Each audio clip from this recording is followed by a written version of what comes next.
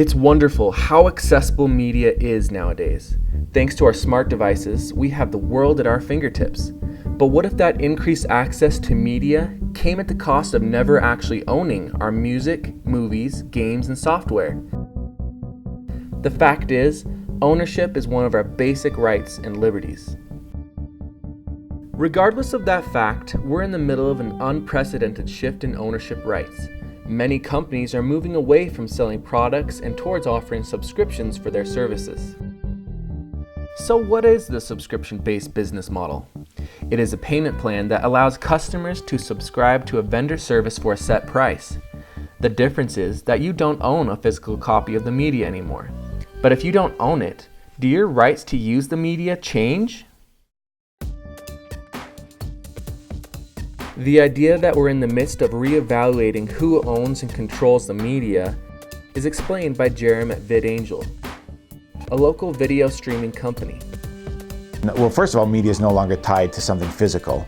Whether or not you agree if this is a good thing or bad thing, it's causing a lot of reevaluation of what it means to own something, what ownership itself is. Americans have eagerly embraced the idea of a subscription, even though it means they don't own the media they use. Paul Godfrey, a BYU strategy professor, has been studying business models for years. He told me why consumers like this model. So for a consumer, the thing that you like about a subscription model is it's a regular cost. If you think about it, there is a lot of positives. There's no trip to the store, and nothing is ever sold out. As a consumer, it's easy, it's a recurring charge. It's not like I have to come up with the one-time cash to buy it. Paul's family is a perfect example of how people are looking to online sources to access their media.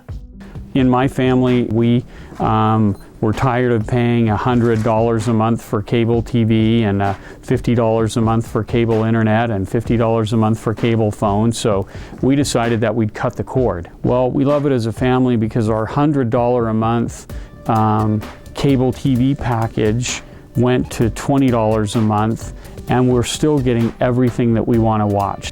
But consumers aren't the only ones who benefit from this model. Now, if I'm a company, I absolutely love the subscription model. Why the change? Why now? According to a 2015 study, 3.17 billion people have access to the internet.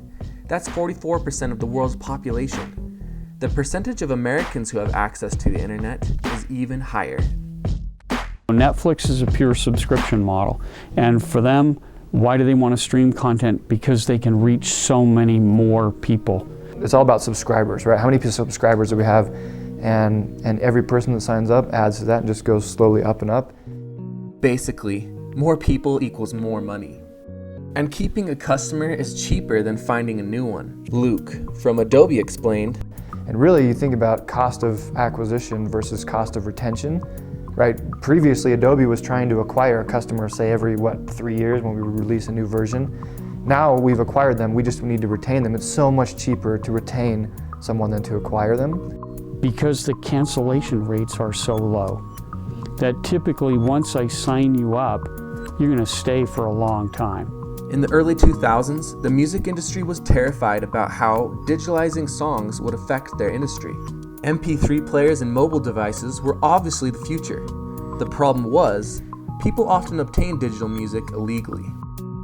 A surprising benefit of having companies be the owners of this media is that piracy of their products is no longer an issue. Businesses have greater control over who has access and limits what users can and can't do with the software, which means it's harder for the software to be used illegally. The frequency of updates makes it difficult for hackers to keep up with all the changes. Perhaps the greatest benefit was identified by RJ from Adobe. It's about having a predictable revenue stream. With the cloud services, you know when they're going to be renewing, you know how many subscribers you have, so you have very, very predictable, very linear revenue flow, and especially when you're pushing that out to shareholders, very important. Although the company retains the ownership rights, this benefits the customer as well. Updates are part of the subscription price. New features and bug fixes are automatic, as James Oldroyd, a BYU professor of organization leadership, describes. It shifts control to the producers of the content in a big way, and I can see why that would be scary. But on the other hand, it does, like Adobe's updated all the time, so it's continuous update instead of every 3 years you're spending $1,200 to get the Adobe suite. So it's a trade-off. But the question still begs to be answered. What impact does non-ownership of media have on the consumer?